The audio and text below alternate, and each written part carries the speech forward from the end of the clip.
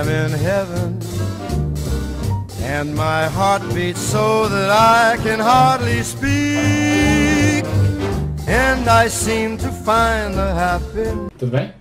Então hoje eu tô aqui para falar do livro O Colecionador, do John Foyles, e é pro Fórum Literário, da Denise, o Entre Pontos e Vírgulas. Para quem não sabe, então, o Fórum Literário, ele é para discutir o livro ao fundo, então a gente vai desde o comecinho do livro até o final dele, vai ter os spoilers, vai ter o final do livro e discussão em cima de cada um dos pontos que a gente achou interessante. Mas o que eu faço no começo do vídeo também é só fazer aquela resenha básica, aquelas impressões de leitura, para quem ainda não leu o livro também poder acompanhar até certo pedaço do vídeo. Então, O Colecionador, ele é esse livro sobre o Frederick, que ele é esse cara meio estranho, esse cara antissocial, que não tem muita vida fora do trabalho, fora da casa dele. Ele trabalha dentro de uma repartição pública e vive com a tia e com uma prima paralítica. Então ele é esse cara meio alienado, ele não tem amigos, ele não tem namorada, ele não tem nada. E uma característica dele, que é a única coisa que torna ele um pouquinho mais normal, é que ele é um colecionador de borboletas. Então ele captura essas borboletas e coloca elas no display. É um hobby que ele tem. Um dia, então, o Frederick ele vai colocar a mão em muito dinheiro. Ele é um tipo de aposta em volta de futebol, em que ele sempre fazia, e ele acaba ganhando uma soma muito grande de dinheiro. Ele fica rico com isso. A única alegria realmente que esse cara tem na vida era ali da repartição pública dele. Ele conseguia observar a rua da janela, e ele tinha uma moça que o interessava muito, que chama Miranda. A gente vai descobrir depois no livro. E ele ficava obcecado assim, com a ideia dessa garota. Ele ficava observando tudo que ela fazia, onde que ela ia, e ficava imaginando a vida que ela tinha. Quando ele coloca a mão então nesse dinheiro todo, ele começa a maquinar na cabeça dele. Ele vai se estabilizar primeiro, vai estabilizar a tia e a prima, e ele vai começando a pensar na cabeça dele: nossa, por que não, né? Essa garota nunca vai me conhecer no mundo real, né? A gente nunca vai ter uma oportunidade para falar.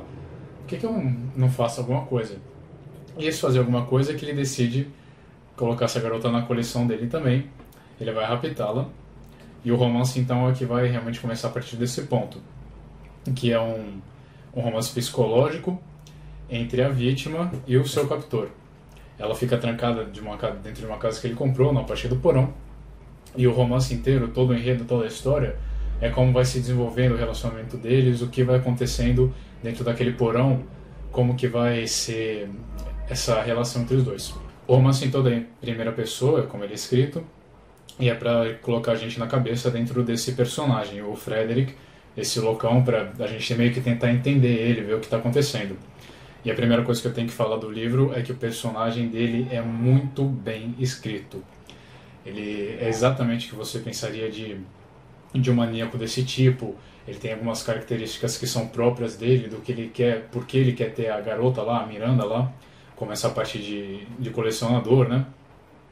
E todo o pensamento dele, tudo que ele vai maquinando, é muito bem feito para fazer acreditar, fazer esse personagem parecer real. E o relacionamento dele que ele vai desenvolvendo também, todas as ações que ele vai tomando também. Apesar de não ser um livro de ação, você não cansa um minuto de ler. É uma coisa que dá muito interesse de ver, exatamente essa coisa do psicológico, da tensão que vai criando o livro, e também para saber como que vai terminar tudo isso.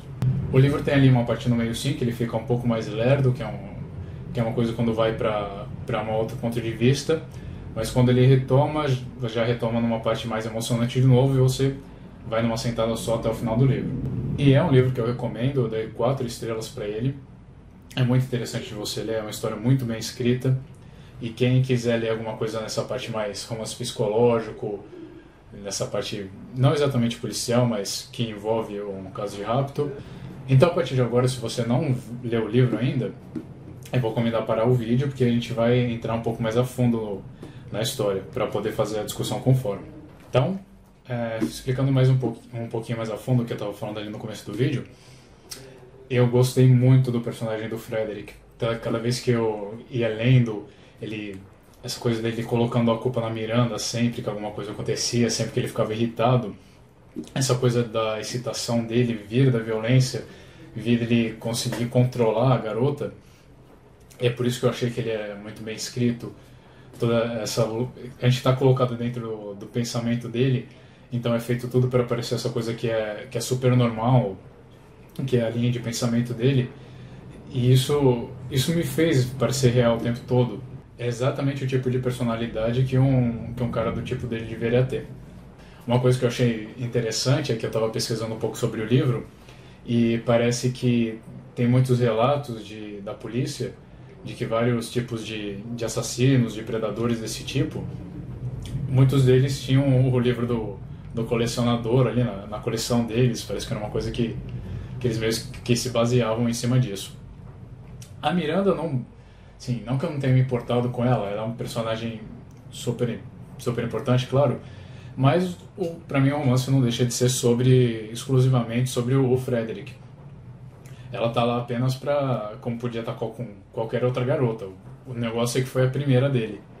Então, ela tava pra lá só pra desenvolver essa mania dele, essa loucura que ele tinha, pra poder ser o estopim de cada um daqueles pensamentos que ele tinha de como desenvolver a cabeça dele. Na narrativa, né, o mais legal é esse desenvolvimento psicológico dos dois, como que eles vão passando esse tempo de cativeiro, como que eles vão crescendo, como é que cada um vai lidando com aquilo.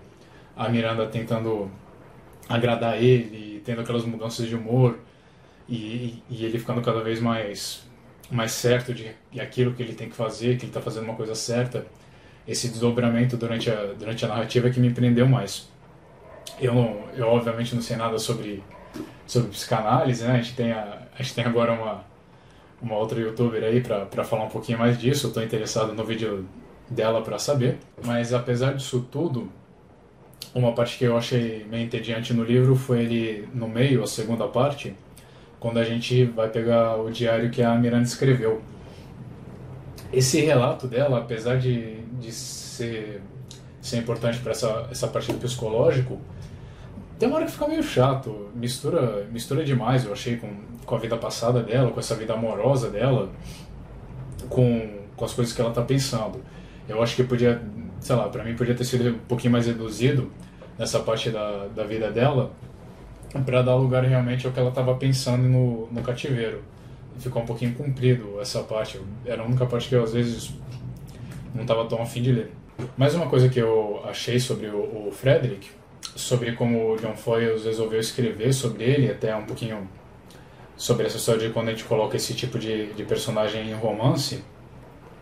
Ali no começo, que ele tem uma parte bem rapidinha aqui que ele fala sobre como ele acha a Miranda bonita, mesmo quando ela não está fazendo uma coisa que seja realmente bonita, como bocejar, como se espreguiçar.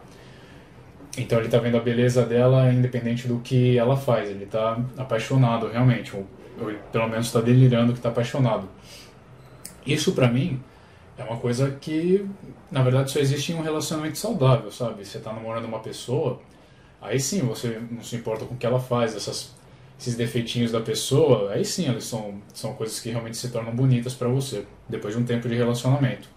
Tá bom que ele é um personagem doido, que tem esse psicológico que não tá certo, então ele pode confundir essas coisas.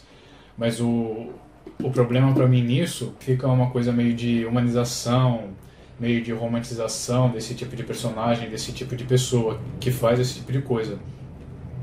Eu não tenho exatamente como saber o que se passa na cabeça deles, mas escrever e deixar por esse jeito, às vezes eu tenho essa sensação que quando as pessoas vão colocar em romance esse tipo de personagem, essa tendência pode acontecer, de você meio que querer fazer os leitores se acostumarem, se apegarem ao seu personagem. Daí você está humanizando essa ideia, colocando eles nesse tipo de relação que deveria ser de uma relação saudável. Tem uma outra parte aqui que vale a pena ler, que eu acho que fala um pouco sobre isso também, que eu marquei, que é quando eles estão tendo alguma conversa, né, e a Miranda vai parar e falar assim: "Não me olhe assim", pediu. "O que receio mais é qualquer coisa que existe dentro de você, sem quer que o saiba." "Que coisa?", perguntei, ainda zangado. "Não sei, algo que está à espreita, nessa casa, neste quarto." algo que está prestes a explodir. De certo modo, estamos ambos do mesmo lado contra essa coisa. Então, apesar de ser uma analogia interessante, essa coisa de colocar a loucura dele como uma terceira coisa, uma terceira pessoa, é meio que para reforçar essa história de romantização. Ah, não é o cara, é porque ele é maluco, olha, meio que vamos deixar. E vai ver, é por isso que, sei lá, é tão bem escrito colocando esses pequenos pontos de como o cara deve pensar de verdade, talvez, que vai ver que é por isso que tanto maníaco de verdade gosta desse livro. Mas não deixa de ser esse tipo de humanização que sei lá, parece um pouquinho, pra mim, perigoso socialmente nesse tipo de literatura. Daí então a gente chega nesse meio do livro, que vai falar tanto sobre a Miranda, né, tanto sobre a história dela, e a gente vai cair muito nessas discussões de arte, nesse relacionamento que ela tem com o pintor, o GP, que é mais velho que ela. Eles vão cair então nessa história das diferenças das pessoas, das diferenças de classe, né, digamos assim, das diferenças de intelecto. Ela sempre fala dessa meio que novos ricos, né, que seria como uma nova classe burguesa, e ela como artista, né, e o GP também se impõe contra isso. E ele para mim então ele estava meio que fazendo isso, né, ele estava utilizando essas discussões de arte que ela tem, do que o GP estava ensinando para ela, né, a pensar daquela maneira, de ver as pessoas meio que como categoria, as que não têm esse refinamento, as que só têm dinheiro por ter, e das pessoas que são artistas, né, que tem mais conhecimento, que é uma parte que é a diferença das pessoas, né, a diferença dos níveis delas, que é inclusive a razão, né, porque parece que o Frederick vai escolher uma garota como a Miranda, porque ela é muito acima dele, muito essa coisa fantasiosa que uma pessoa vai colocar que a gente pode colocar qualquer um, né, na própria cabeça de uma outra pessoa que a gente não conhece, porque é intelectualmente ou culturalmente muito acima da gente, né? Então a gente coloca nesse tipo de pedestal, e talvez seja por isso que ele queria ela, por causa dessa diferença que ele não podia ter. Ele queria alguma coisa bela que ele não tinha nele. Então daí é que ele começa para mim essa história de utilizar também a Miranda para falar da mesma coisa que ele estava falando com o Frederick. Usa a vida dos dois para escrever sobre alguma coisa, né? Para discursar sobre alguma coisa no livro dele. Outra parte que eu queria citar, que eu achei legal, dentro já do Jornal da Miranda: esses últimos dias tenho me sentido sem Deus. Senti-me também mais lúcida, menos cega, mais sã. Continuo acreditando num Deus, mas não é tão remoto, tão frio, tão matemático. Compreendi que temos de viver como se Deus não existisse. Rezas, missas e hinos religiosos. Tudo tão estúpido e inútil. Então é uma coisa que, sei lá, de repente qualquer pessoa nessa mesma situação ia acabar se sentindo dessa maneira no final. E é uma coisa que não deixa de ter lógica, porque a personagem da Miranda foi me dando raiva a uma certa hora. Essa história dela querer fazer joguinho com ele, de tentar pensar mais, de uma maneira mais lógica, de fugir. Tá certo que ela era menina e não tinha a força física pra ir contra ele, mas só fica, sabe, nunca tá funcionando essa história de ser boazinha e depois ser má com ele, depois boazinha de novo e depois começar a caçoar do cara. Isso já não tava funcionando e começou a me dar uma certa raiva, né?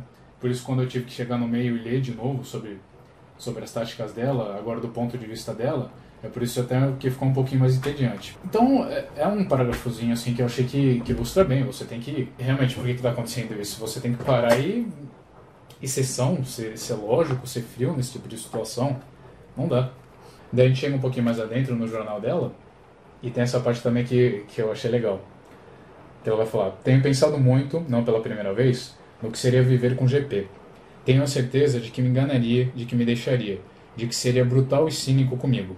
Estou desesperada. Sonho acordada. E nesses sonhos não há sexo, apenas a vida em conjunto, numa atmosfera bastante romântica. Paisagens do norte, de mar e de ilhas. Casinhas brancas, por vezes até no Mediterrâneo. Vejo-nos juntos, muito juntos em espírito. Um conto meloso e romântico. Na verdade, sobretudo, nos pormenores. Contudo, o mais importante é a perfeita harmonia de nossos espíritos. Isso é muito real. E as situações que imagino, quando ele me abandona, são também reais. Isso me mata.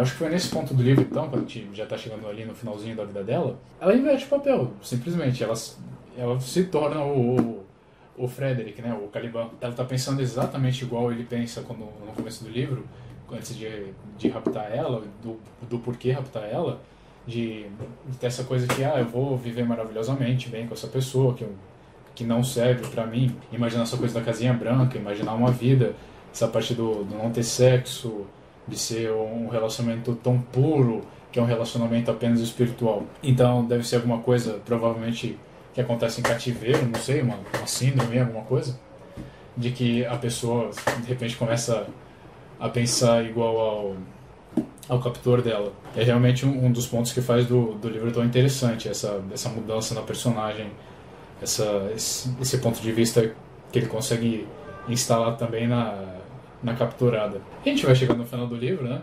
Que, sei lá, pra mim não tinha dúvida nenhuma que do jeito que ia acabar. Acabou exatamente como eu imaginava, né?